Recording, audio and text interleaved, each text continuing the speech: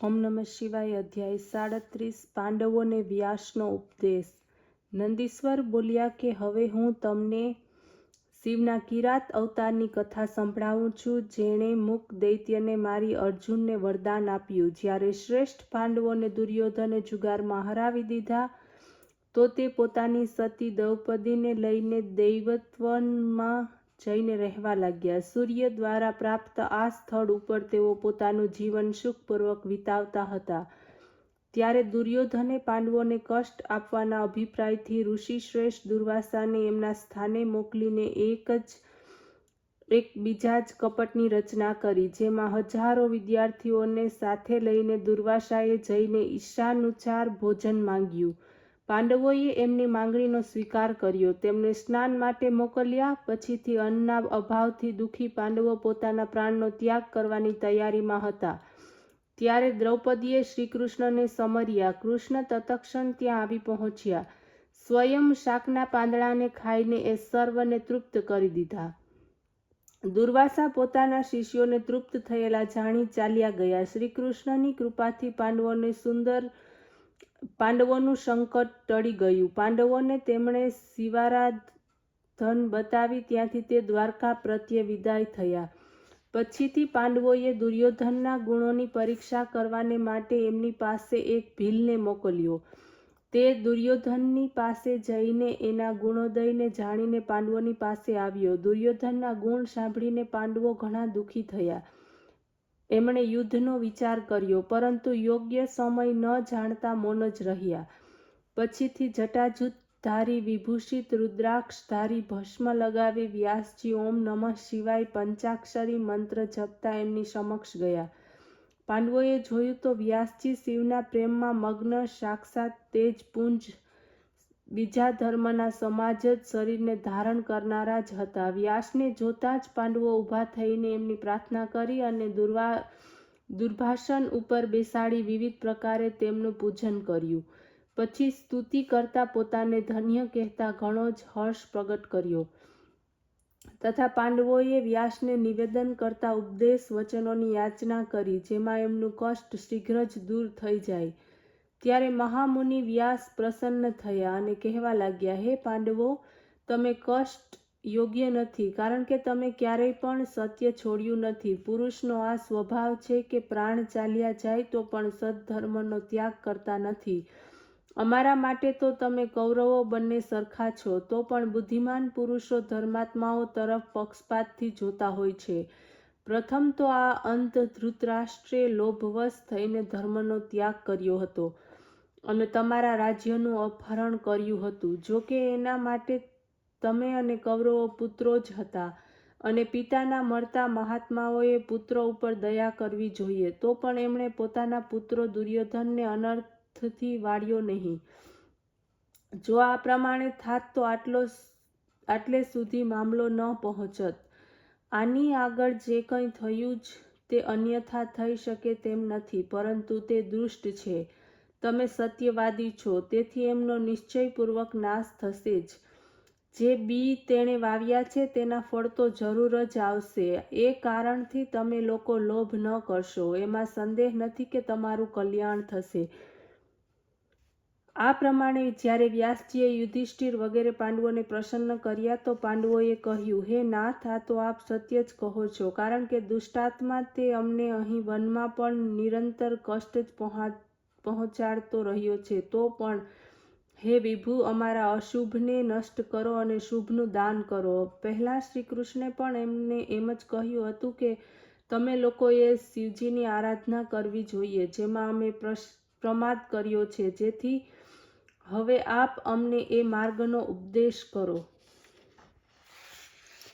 ત્યારે પાંડવોના આવા વચનો સાંભળીને વ્યાસ ઘણા જ પ્રસન્ન થયા અને એમણે શિવનું ચરણ કમળનું સ્મરણ કરીને કહ્યું કે હે ધર્મબુદ્ધિ પાંડવો, શ્રી કૃષ્ણનું કહેવું સત્ય હતું. હું સ્વયં પણ શિવનો આરાધક છું. તમે ઘણા બધા પ્રેમથી શિવનું સેવન કરો, એથી તમને અતુલ સુખની પ્રાપ્તિ થશે. શિવની સેવા ન કરવાથી સર્વ દુઃખોની પ્રાપ્તિ થાય છે.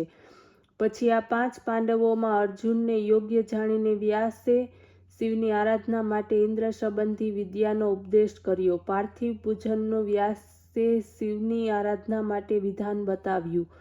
અર્જુન ઇન્દ્રકીલ પર્વતની નજીક ગંગાજીના તટ પર તપ કરવાને માટે ચાલ્યો ગયો. વ્યાસે યુધિષ્ઠિરને કહ્યું, હે યુધિષ્ઠિર, તમે તો હંમેશા ધર્મમાં જ સ્થિર રહો છો. એનાથી નિસંદેહ તમે સર્વશ્રેષ્ઠ સિદ્ધિને પ્રાપ્ત કરશો.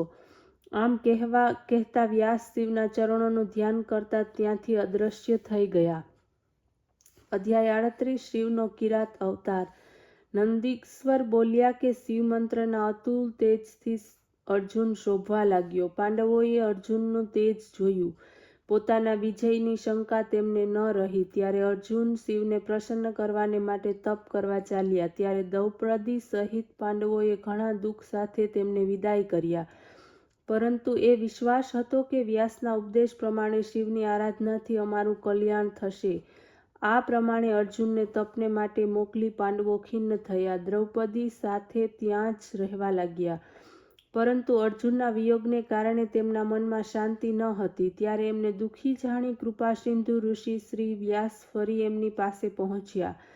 પાંડવોએ એમની પાસે રહેવાની પ્રાર્થના કરી. વ્યાસ પાંડવોના સુખને માટે ત્યાં કેટલાય સમય સુધી રોકાઈ ગયા. તેમને ઉપદેશની કથાઓ સંભળાવવા લાગ્યા. એક દિવસ યુધિષ્ઠિરે વ્યાસને પૂછ્યું કે હે મહાપ્રાજ્ઞ, આવું કષ્ટ બીજા કોઈને ક્યારેય પ્રાપ્ત થયું છે કે હું એક જ માત્ર હતભાગી છું? હું જ તો સમજું છું કે આ પ્રકારનું મારા જેવું દુઃખ બીજા કોઈએ નહીં અનુભવ્યું હોય. આ સાંભળીને વ્યાસે કહ્યું, બીજા લોકોએ પણ એકથી ચડિયાતા કઠિન દુઃખોને પ્રાપ્ત કર્યા છે. નિષદ દેશનો સ્વામી નળ તો આપથી પણ અધિક દુઃખને પ્રાપ્ત કરનારો થયો હતો. રાજા હરિશ્ચંદ્રે પણ આપ કરતાં વધુ કષ્ટ પ્રાપ્ત કર્યું હતું. તે તો દુઃખી જ હતા. શરીરને પ્રાપ્ત કરીને દુઃખી થયું નહીં. માતાના ગર્ભમાં જન્મ જ દુઃખનું કારણ છે. બાલ્યાવસ્થામાં પણ કષ્ટદાયક છે. યુવાવસ્થામાં કામનાઓ દુઃખી કરે છે. વળી યુવાવસ્થામાં મરણરૂપ મહા દુઃખની પ્રાપ્તિ થાય છે, જેનાથી મૂર્ખ માણસ ઘણું જ કષ્ટ અને નરક ભોગવે છે. તેથી આ સર્વ મિથ્યા છે. તમે સત્યનું આચરણ કરો. શિવજી સત્યથી પ્રસન્ન થાય છે. તેથી માણસે તે પ્રમાણે કરવું જોઈએ. અહીં આ પ્રમાણે હતું તો બીજી તરફ અર્જુન કષ્ટોને પાર કરતો ઇન્દ્રકીલ પર્વત ઉપર ગંગાજીના તટે પહોંચ્યો. પછી વ્યાસે જે પ્રમાણે ઉપદેશ આપ્યો હતો તે પ્રમાણે વેશ વગેરે ધારણ કર્યા. પછીથી ઇન્દ્રિયોને વશ કરીને પાર્થિવ લિંગની બનાવી શિવનું ધ્યાન કરવા લાગ્યો. ત્રણેય સમયે સ્નાન કરી વિવિધ પ્રકારે ઉપાસના કરવા લાગ્યો. એ ઉપાસનાને પરિણામે અર્જુનના મસ્તકમાંથી તેજ નીકળવા લાગ્યું, જેને જોતા ચર જીવો ભયભીત બન્યા. તેમને થયું, આ તેજ ક્યારે શાંત થશે? આ કહેવાને માટે લોકો ઇન્દ્રની પાસે ગયા. અર્જુનના તપની વાત કહી સંભળાવી. સચીપતિ ઇન્દ્ર વૃદ્ધ બ્રાહ્મણનો બ્રહ્મચારી વેશ ધારણ કરી અર્જુનની પરીક્ષા કરવા માટે ચાલ્યા. ત્યારે તેમને પોતાના તરફ આવતા જોઈને અર્જુને તેમની પૂજા કરી અને પૂછ્યું કે આ સમયે આપ ક્યાંથી આવી રહ્યા છો? બ્રાહ્મણ વેશધારી ઇન્દ્રે તે બાબતમાં કશું ન કહેતા સામેથી પૂછવા માંડ્યું કે તમે નાની ઉંમરે તપશ્ચર્યા શા માટે કરો છો? આ તમારું તપ મુક્તિ માટે છે કે પછી માત્ર જપને માટે છે? અર્જુને પોતાનું મંતવ્ય કહી સંભળાવ્યું. તેને સાંભળતા જ બ્રાહ્મણ કહેવા માંડ્યું, તમારા આ તપ શાસ્ત્ર ધર્મની સાથે યુક્તિ સંગત નથી, કારણ કે આ તપ તો મુક્તિદાતા છે. ઇન્દ્ર મોક્ષદાતા નથી, સુખદાતા. તમારે આ તપ કરવું યોગ્ય નથી. આ સાંભળતા જ અર્જુને ગુસ્સે થઈને ઇન્દ્રને કહ્યું, આપ આમ શા માટે કહો છો? હું રાજ્યને માટે કે મુક્તિને માટે તપ કરતો નથી, પરંતુ માત્ર વ્યાસના વચનોને અનુસરીને તપ કરું છું. હે બ્રહ્મચારી, આપ કૃપા કરીને અહીંથી ચાલ્યા જાઓ. આપ મને પતિત કરવા માંગો છો. આપ બ્રહ્મચારીને અહીં આવવાની શું આવશ્યકતા હતી? આમ કહેતા ઇન્દ્રે પોતાનું મૂળ રૂપ અર્જુનને બતાવ્યું. અર્જુન લજ્જિત થયો. ઇન્દ્રે અર્જુનને આશ્વાસન આપ્યું અને કહ્યું, વરદાન માંગો. અર્જુને કહ્યું, હું શત્રુ વિજય બનું એવું વરદાન આપો. ઇન્દ્રે પોતાની અસમર્થતા વ્યક્ત કરતા કહ્યું કે દુર્યોધન સહિત ભીષ્મ, દ્રોણ, કર્ણ વગેરે વીરો દુર્જય છે. વળી દ્રોણ પુત્ર અશ્વત્થામા તો શિવનો અંશ છે. તેથી આવું વરદાન તો શિવ જ આપી શકે. તમે એકમાત્ર શિવની આરાધના કરો, પાર્થિવ પૂજા દ્વારા તેમને પ્રસન્ન કરો, તમે અસલ સિદ્ધિને પ્રાપ્ત થશે. અર્જુનને આ પ્રમાણે કહીને ઇન્દ્રે એમની રક્ષા કરવાને માટે ત્યાં પોતાના અનુસરોને નિયુક્ત કરી શિવના ચરણોનું ધ્યાન કરતા પોતાના ભવન પ્રત્યે ચાલ્યા ગયા. અર્જુન સંગ્રામમાં વિજય પ્રાપ્ત કરવા માટે ત્યાં જ રહીને એ જ વિધિથી શિવની પ્રસન્નતા માટે તપ કરવા લાગ્યો. અધ્યાય 39 કિરાત અવતાર. નંદીશ્વર બોલ્યા કે હવે અર્જુને વ્યાસે કહેલી પદ્ધતિ પ્રમાણે શિવાર્ચન કર્યું. પછી તે મુનિની જેમ એક પગ ઉપર ઊભા રહીને દ્રષ્ટિ માત્રથી સૂર્યની તરફ જોતા પંચાક્ષરી મંત્ર ઓમ નમઃ શિવાય જપ કરવા લાગ્યો. પછી તો અર્જુનના તપનું તેજ વધી ગયું. એની આગળ દેવતાઓ પણ ઝાંખા પડવા લાગ્યા. એ જ સમયે દુષ્ટ દુર્યોધનને મોકલેલ મુક નામનો દૈત્ય શુકરનો વેશ ધારણ કરીને ત્યાં આવ્યો, જેને કપટી દુર્યોધને અર્જુનની પાસે મોકલ્યો હતો. તે પોતાના વેગથી પર્વતોને તોડતો, અનેક વૃક્ષોને ઉખાડતો, અનેક પ્રકારનો અવાજ કરતો ઘણા વેગથી આગળ વધતો હતો. એને જોઈને શિવના ચરણમાં મન લગાવીને અર્જુન વિચારવા લાગ્યો કે આ ક્રૂર કર્મ કરનાર કોણ છે અને ક્યાંથી આવ્યો છે? કાં તો દુર્યોધનના હિતકારી સખા તો નથી ને?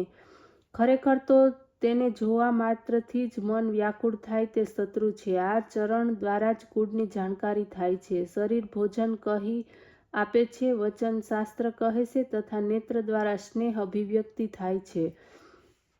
આ રીતે મનમાં ને મનમાં કેટલાય વિચાર કરીને ત્યાં બેઠા બેઠા જ તેના પર બાણ ચલાવ્યું અને તે જ સમયે અર્જુનનું રક્ષણ અને એની ભક્તિની પરીક્ષા કરી ભક્ત વત્સલ શિવ પોતાના ગણોની સાથે ત્યાં આવી પહોંચ્યા. તેમને કચ્છ બાંધ્યો હતો તથા શિવની ધજાવાળા શરીરના શ્વેત રેખા પડી હતી. તેમને સ્વયં ધનુષ્ય બાણ ધારણ કર્યા હતા. પીઠ ઉપર બાણોનું ભાથું બાંધ્યું હતું.